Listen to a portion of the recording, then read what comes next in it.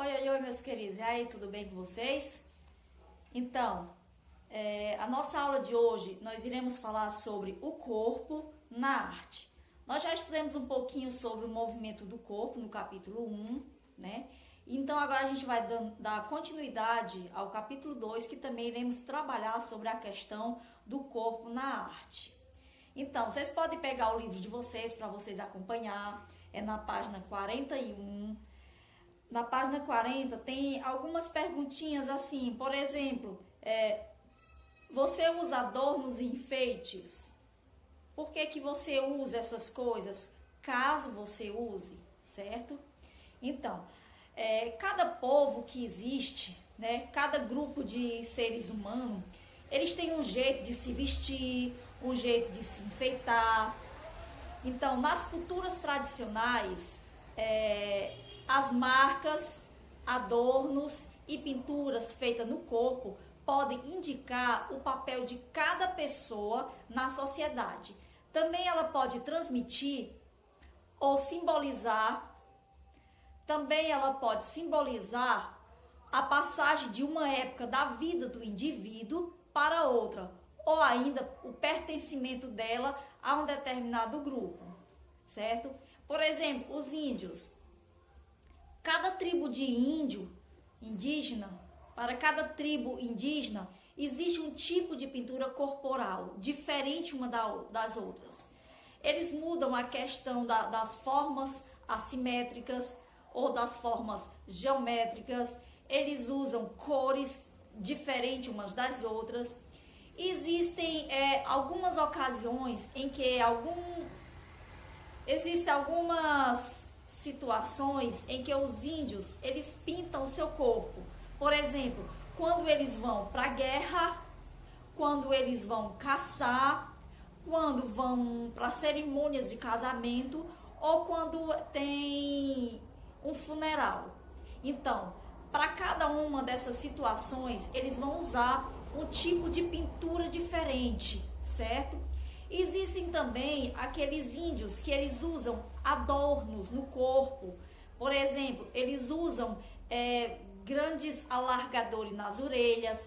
Eles usam também ossos presos no nariz,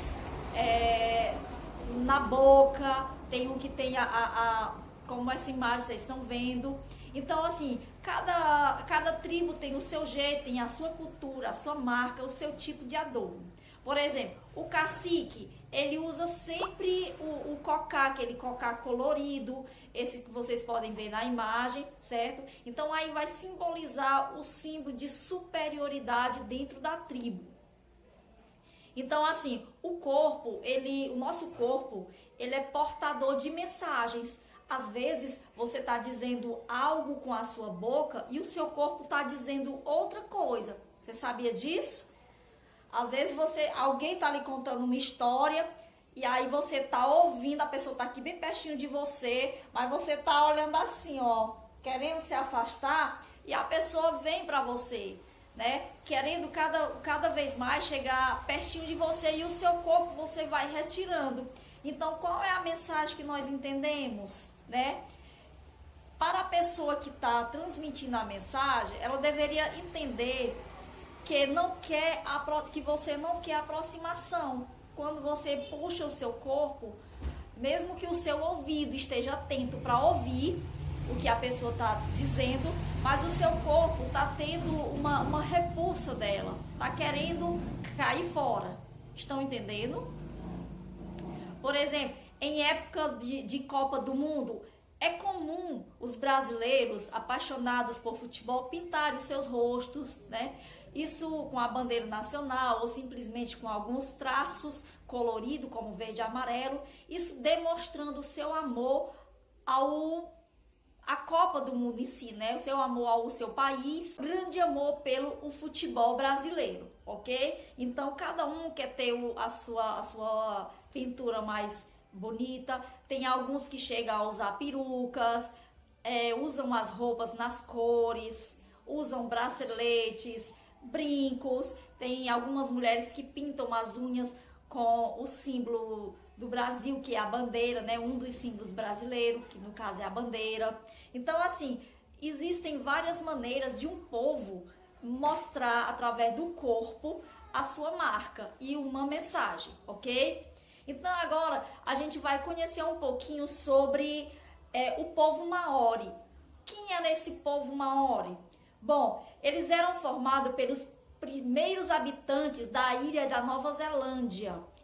Eles desenvolveram um padrão de desenho constituído de linhas curvas, como vocês podem ver aí na imagem desse representante do povo Maori. Então, são linhas curvas e espirais que eram desenhadas em todo o seu corpo. E esse padrão aparece em sua pintura corporal permanente. É permanente por quê? Porque eles usam um tipo de pintura chamado moco, um tipo de tinta chamado moco. E na decoração de objetos usados no dia a dia também era utilizada essa mesma tinta chamada moco. Os antigos chefes Maori, eles tinham o rosto coberto por tatuagens com esses padrões. Quanto mais nobres se tornavam, mais tatuagens eles recebiam, certo?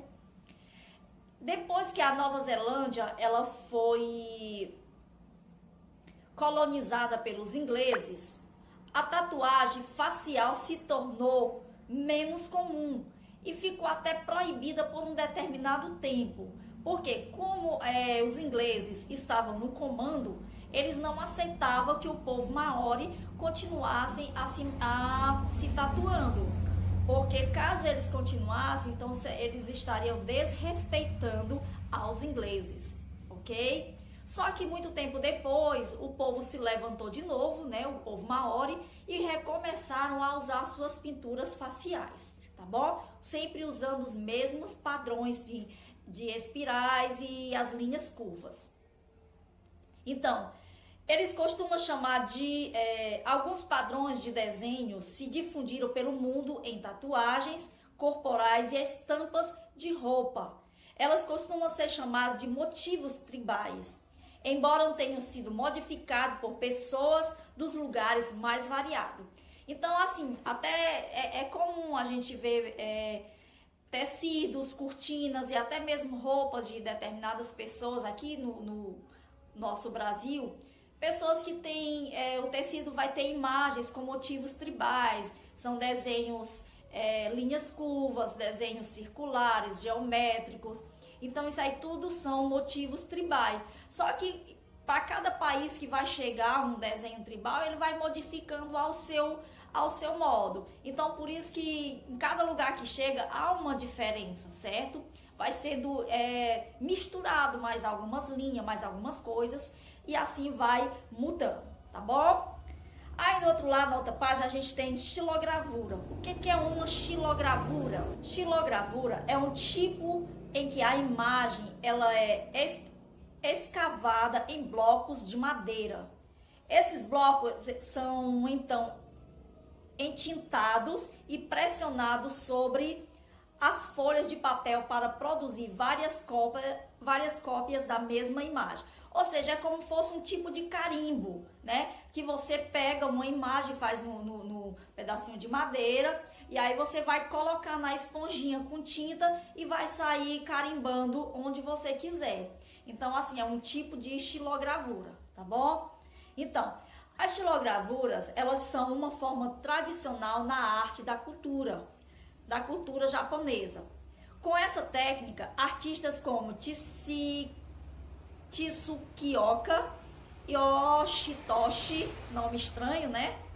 Representavam paisagens, cenas de viagem, atores de teatro e personagens de contos e romances populares. E onde eles representavam? Na própria pele, tá certo? Então tudo isso era feito na pele da pessoa, como essa imagem que vocês estão vendo aí. Então, na década de 1960, tinha uma artista brasileira artista fluminense, chamada Lívia Pepe, que ela realizou um projeto em que experimentava a linguagem diversificada e questionava o comportamento das pessoas. Então, o que que ela fez com essa imagem, né? Então, essa imagem, ó, que vocês estão vendo, ó, ela pegou um grande lençol e encheu de buracos. E para cada buraco, uma pessoa ocupava, certo? A pessoa ficava debaixo do lençol e somente a cabeça aparecia. Então era como se fosse apenas um grande corpo, uma única pessoa com várias cabeças, entendeu? Para onde uma ia, todas iam. Era um conjunto, algo que tinha que ser bem equilibrado para que ninguém caísse. Tudo unido, tudo bem ajustado um ao outro, entenderam? Aí na década de 70, provavelmente mais ou menos no ano de 1973, uma banda de rock brasileira chamada Secos e Molhados, no qual tinha como vocalista Ney Matogrosso, eles começaram a se apresentar de maneira bem extravagante. Eles começaram a usar muitas maquiagens e adereços extravagantes, olha só. Algo bem diferente para aquela época, o que caiu no gosto das pessoas, e a partir daí muitos outros artistas também passaram a usar a pintura corporal nas suas apresentações, tá bom? Lembrando que essa banda aqui do Ney Matogrosso era uma banda de rock, certo? Ela não existe mais, mas o cantor ainda é vivo, tá bom? Pelo menos o Ney Matogrosso ainda está vivo, já está assim bem idoso, mas ainda está vivo, tá bom? Então, na página seguinte, na página 47, vocês estão acompanhando, nós temos essa imagem aqui, ó, uma imagem bem interessante, né? Então, foi feita por uma artista cubana chamada Ana Mendieta, que ela viveu desde a adolescência nos Estados Unidos como exilada. O que é uma pessoa exilada? Uma pessoa exilada é quando ela é proibida de morar no seu próprio país, na sua própria cidade ou no seu próprio estado. Então ela é mandada para outro lugar bem distante e lá ela fica sem ter comunicação com a pessoa da sua cidade, do seu país, certo? É como se fosse um tipo de preso, uma prisão, mas sem as grades, tá certo? Então ela vive longe da sua casa, da sua cidade, da sua nação. Ela pode, muitas das vezes, ser por vontade própria ou não. Ou ela pode ter sido obrigada a partir, tá bom? Outra palavra para usar como exilada é a palavra desterrada, tá bom? Desterrada. Então, essa artista cubana, em suas obras, ela fez o corpo e a relação dele com a terra que evidenciava essa condição. Por exemplo, ela realizou mais de 100 fotografias que registram a forma de seu corpo marcada no ambiente. A silhueta aparece no chão gramado, escavada na areia batida, na areia, em meio a uma vegetação rasteira ou desenhada com pólvora queimada pelo chão. Ó, então aqui nós temos aqui, ó, é a silhueta de uma pessoa, certo? Ó, dela mesma, ó. Aqui a cabeça, aqui a parte do tronco e aqui as pernas. E pelo local que está, dá pra ver que foi desenhada com a própria vegetação, tá certo? Eu acredito que deu pra vocês entenderem, né? Bem direitinho. Então, lá na página seguinte, nós vamos encontrar essa imagem, olha só. Bem chocante, né? Então, aqui é uma menina da tribo Yanomami, da aldeia Aimar, no município de Barcelos, na Amazônia, tá bom? Onde é que fica a Amazônia?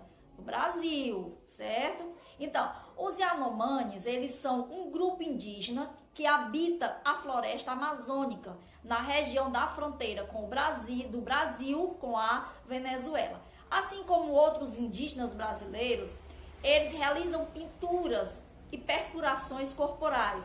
Além disso, eles se enfeitam com braceletes confeccionados com plumas de pássaros, aquelas penas bem macias dos pássaros, que geralmente fica do peito do pássaro, tá bom? Então, Os Yanomami, eles perfuram o lóbulo da orelha, olha só, vocês estão vendo aqui, ó. O lóbulo da orelha, o septo nasal, ó, o septo nasal, ok? E os lábios inferiores, olha só, o lóbulo da orelha, o septo nasal e aqui, ó, a parte dos lábios, certo? Observe no livro de vocês que vai dar para vocês entenderem melhor.